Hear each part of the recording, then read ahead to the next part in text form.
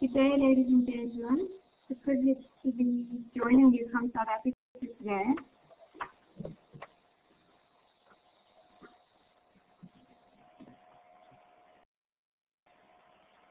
I just need to apologize if I get a little bit out of breath. I haven't been very well in the last couple of weeks, so please forgive me.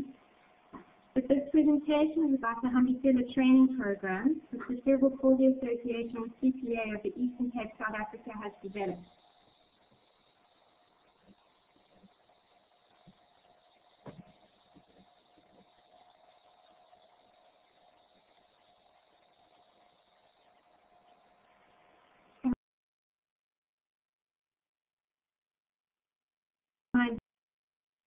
Just check if I'm being heard. I'm not able to sit through my slides.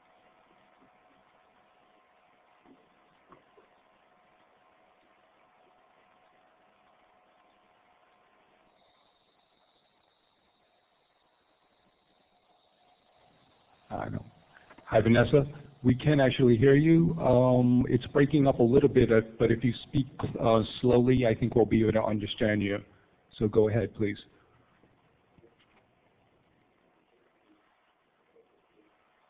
Great, thank you so much. I just want to check, at the moment I don't have facility to flip through my slides. Would you be able to help me with that?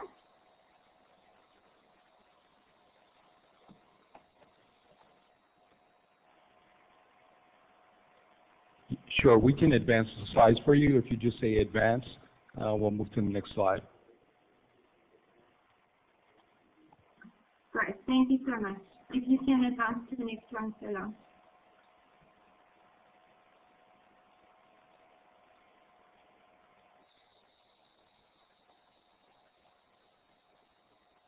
Thank you. The overall objective of the Hambisela program is to improve the level and intensity of therapeutically correct ongoing care received by individuals affected by cerebral palsy to enable them to reach their full potential. Advance. Through this presentation, you will notice how the design and implementation style of the Hambisela program supports and implements the following UNCRPD articles. Article 19 of it encourages and teaches ways of inclusion of the CP child in family and community life. Article 25, as it enhances services to minimize and prevent further disability and encourages services to be delivered as close as possible to people's own communities. And Article 26, as it encourages and forms part of the provision of comprehensive services and promotes the knowledge and use of assistive devices as they relate to children with CP. Advance. Historically, individuals in rural and underdeveloped areas have had no or limited access to skills and training to assist them with skills development. This very often compromised the level of primary care and therapies that individuals affected by cerebral palsy could obtain in these areas. In the areas of the Eastern Cape, South Africa, most children with cerebral palsy cannot receive regular therapy. Poverty, distances, and transportation difficulties can make visits even to the local clinic a challenge. Many will only visit a clinic once in every 1 to 3 months. On the other hand, therapists working for the Department of Health in rural areas are few. They are often newly qualified and they have a high caseload, resulting in treatment sessions only scheduled once a month. Advance. Experience has shown that a 1-hour session a month is very unlikely to benefit a child's development unless there is very good carryover to the home environment where the child spends most of the 700 hours of the month with the family and or caregivers. If the child can be handled and positioned on a daily basis in a beneficial and therapeutic way, it could have a greater impact on the development of that child than a monthly therapy session can. This reality is acknowledged by therapists who often rely on providing assistive devices and/or home programs. However, the effectiveness of these devices or home programs are dependent on the caregiver's home circumstances, motivation, as well as their understanding of why they need to do these activities. Caregivers' expectations of rehabilitation, especially in South African rural areas, are sometimes unrealistic or incorrect due to the lack of basic information and understanding of cerebral palsy. This can affect compliance to home programs or use of devices, or even attendance to therapy sessions. Experience has shown that appropriate information regarding the child's disability seldom, if ever, come from the health professionals with whom parents of a young child usually have first contact, that is, the doctors and nurses. Unfortunately, we more often find that due to a lack of awareness, incorrect information about the type and prognosis of a child's disability are given to these mothers. This can exacerbate the isolation and stigma that a mother and a child with a disability feels in her community. Hambisela means to make progress or to move forward. The focus of the Hambisela program is on developing the skills of parents and primary caregivers of children affected by cerebral palsy in the community. The aim is to teach basic skills to empower caregivers to provide a better quality of therapeutically correct handling for the care of their children. This will enable them to provide ongoing care during everyday activities and thereby maximize their child's potential for development. Training is provided in a facilitated way, such that parents and caregivers are guided to discover the underlying therapeutic principles used so that they know why certain ways of handling are suggested.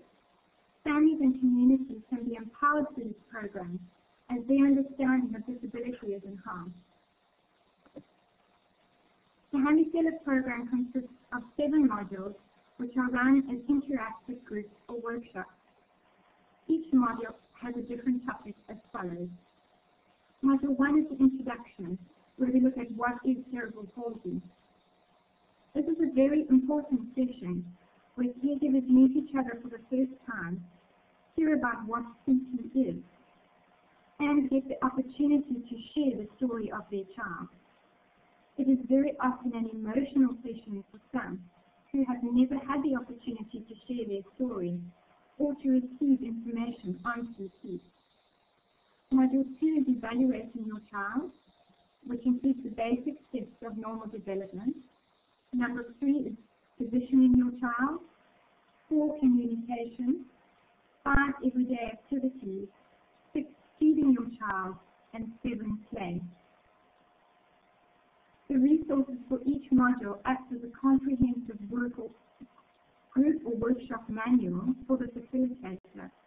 It has a step-by-step explanation on, for example, what to say, what pictures to put up, and what activity to introduce next. Groups are run at clinics, in homes, or community centres. Depending on the local context and needs, the groups are run once a week, once a month, or over several days. The group should ideally be closed, that is, no new participants may join after the first session, and consist of no more than 8 caregivers. In order to develop a sense of trust between the participants, as they share their own experiences and dreams with each other. Through the workshops, the program not only shares valuable information and training, but also encourages the establishment of parent support groups in the local community, and thereby aims to enhance community support structures. Hambisela was not created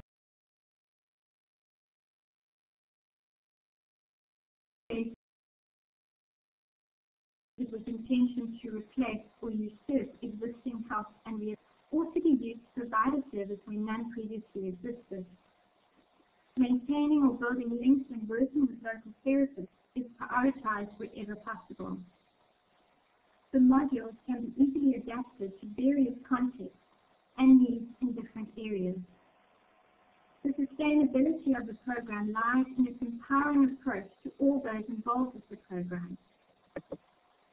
The program was developed over a period of 2 years, from 2006 to 2008. Mid-2008, the first pilot group was run, and feedback from this was incorporated into the program.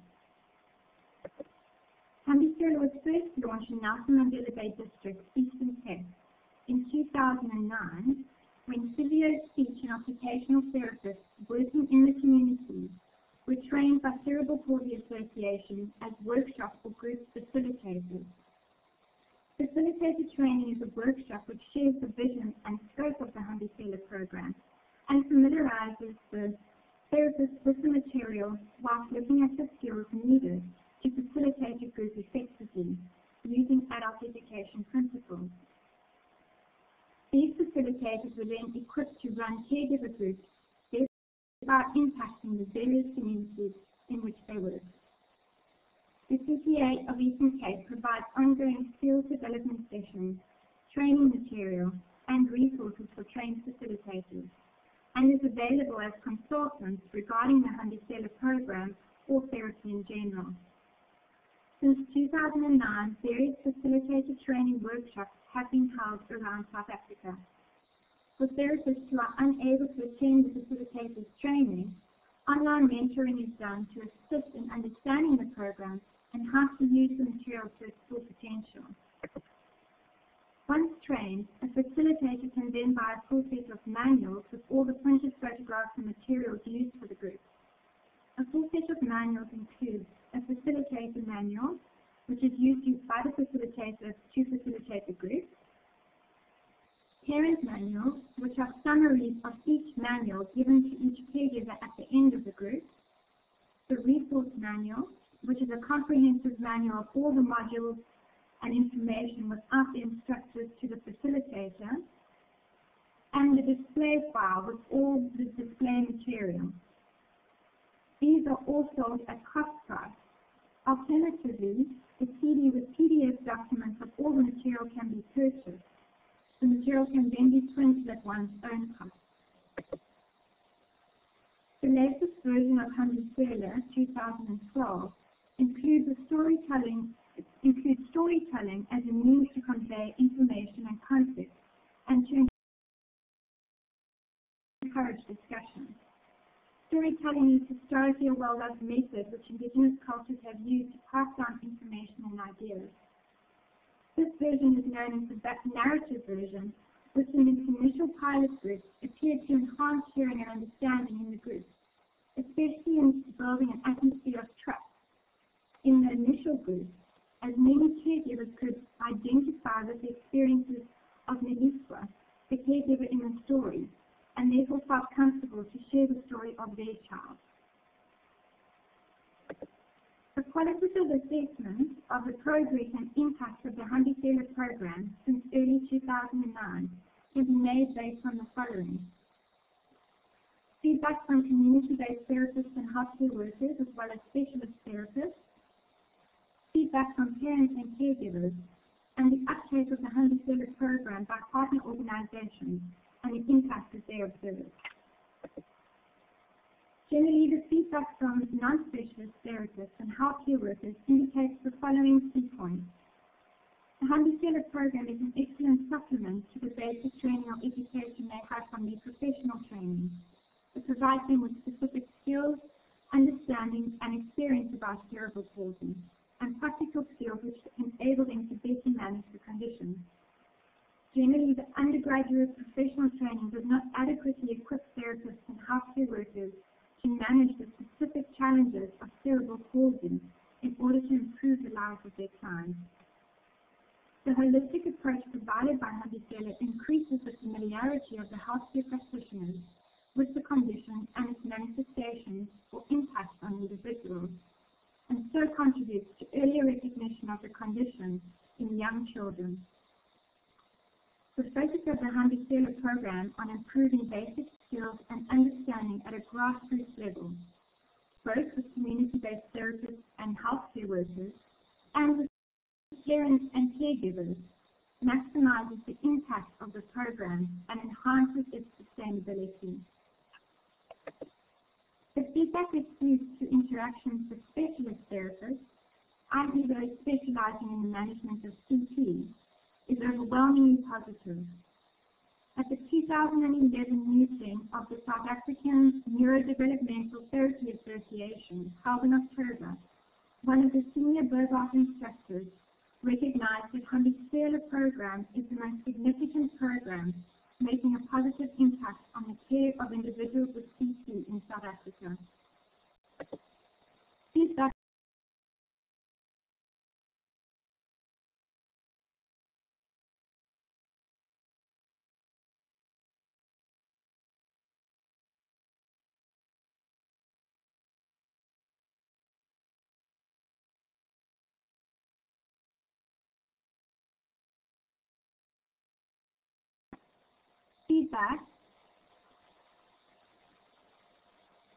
Feedback from parents and caregivers who have benefited from the Hambisela Training Program demonstrates the impact of the program to fundamentally change the lives and circumstances of individuals affected by cerebral palsy in our communities. Quotes from the feedback we have received include, "Now I can explain what is wrong with my daughter. I am able to communicate with my brother. Hambisela has changed my life. My family and I now understand our little boy." The funder of our present Hambisela outreach program, Discovery Foundation, put together a short documentary video on the impact that the program has made during the first phase of the outreach project in Nelson Mandela Bay. Interviews with parents and caregivers are included, and it is well worth watching to hear from them the impact that Hambisela has made on their lives. This URL will be made available after this presentation as well. One mother on the video clip says, "It's made me realize it's not a bad thing to have a child like this. It is actually a good thing, because the more you learn about them, the more you realize that they are special."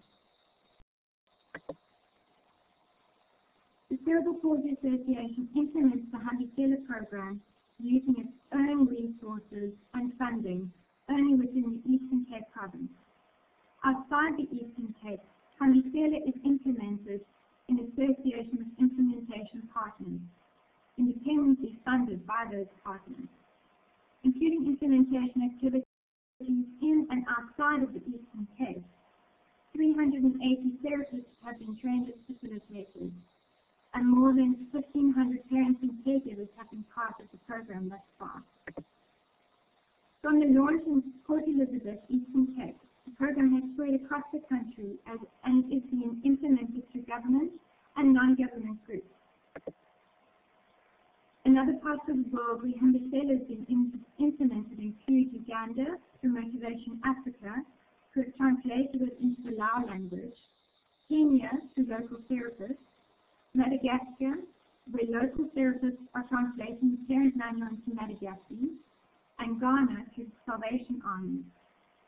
Other projects in various stages of planning and implementation include Motivation UK, who plan to utilize the program in Haiti, London School of Hygiene and Tropical Medicine, International Centre for Evidence in Disability, have been piloting the program in Bangladesh in collaboration with the local NGO. They have adapted the program to the local context and have developed a program that consists of 11 modules, and the parent manuals for these have been translated into Bengali. The International Committee of the Red Cross, Geneva, is investigating the use of Hambisela in the countries in which they are active to train local physios and physio assistants to enable them to provide better care for children with CP and to better inform the parents. In those countries identified thus far include Togo, Benin, Mali and Cameroon, Nigeria and possibly extending into Algeria, Pakistan, Afghanistan, Yemen and Chad.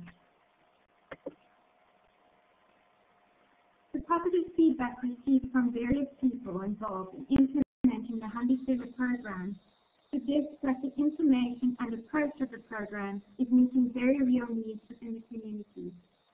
This may be attributed to the holistic approach inherent in the program, providing a space for emotional support as well as practical advice and information. Further research into this could help pinpoint the elements that are most impactful, that other rehabilitation services for CP children could aim to incorporate. The information in the program has assisted both therapists who often feel underprepared to manage CP children during their first few years after graduating, as well as parents and caregivers. Working through the modules together provides a baseline of understanding and encourages the development of relationships between the therapist and the caregiver that can overflow and enhance other therapeutic interventions.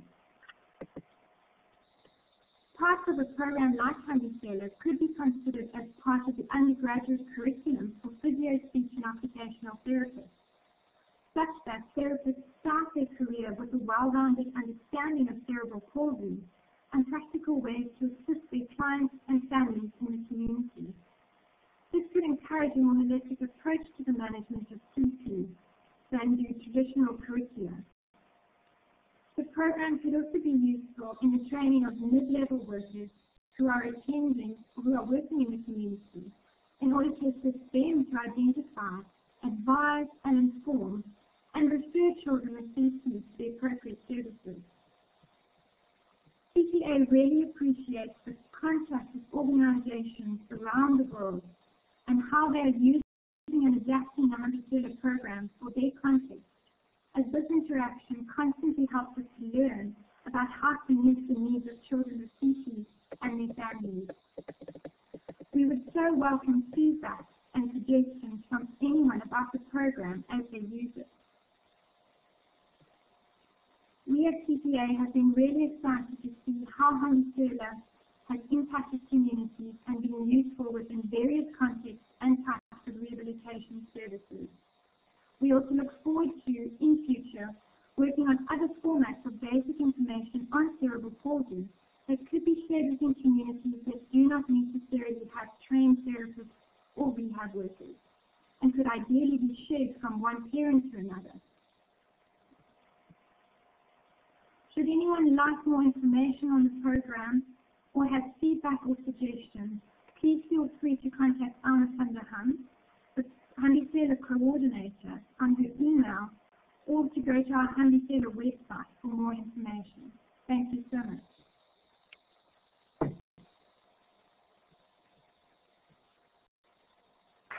Thank you very much, Vanessa.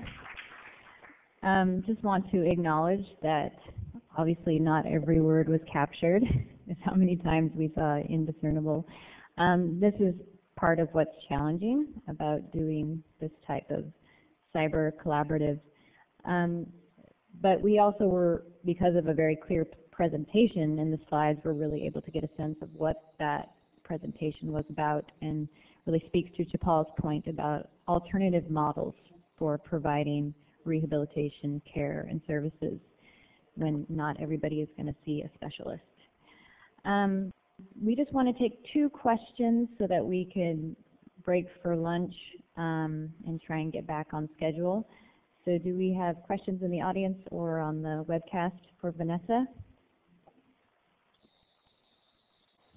Hi there. It's a more demographic question I have. I'm just interested, there's been a lot of discussion about successes in global health in reducing child deaths over the last 10 years. And I think South Africa is a country that's had a lot of progress in reducing child deaths. And there's a lot of discussion as to whether that has conversely sort of led to an increase in number of children with cerebral palsy or other developmental disabilities. And I'm wondering whether that's something that you've seen. Have you seen a growing prevalence in areas where perhaps numbers of deaths have reduced, but disability has either increased or become more prevalent?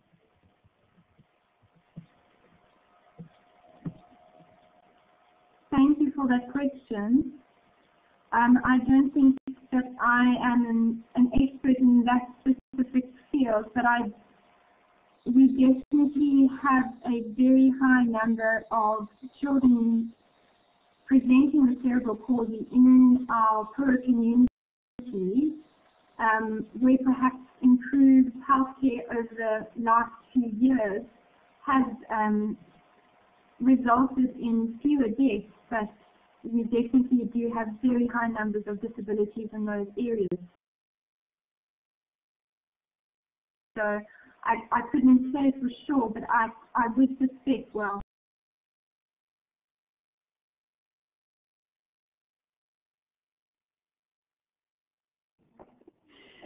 Any other questions? There's a question from Raja, and his question is it that the numbers are increasing or the diagnosis has gotten better? Again, I think a difficult question for me to answer, but I definitely do feel that a program like Hambisela is helping to identify the conditions more regularly, and unfortunately I didn't have before and after numbers in terms of how the condition has been increasing or if it has, but I think it is very possibly a combination of those factors, that diagnosis is better, and maybe we are seeing more of these children coming to rehabilitation services, and perhaps through that the number seems more than what it was. Great. Again, Vanessa, and thank you all for your participation this morning.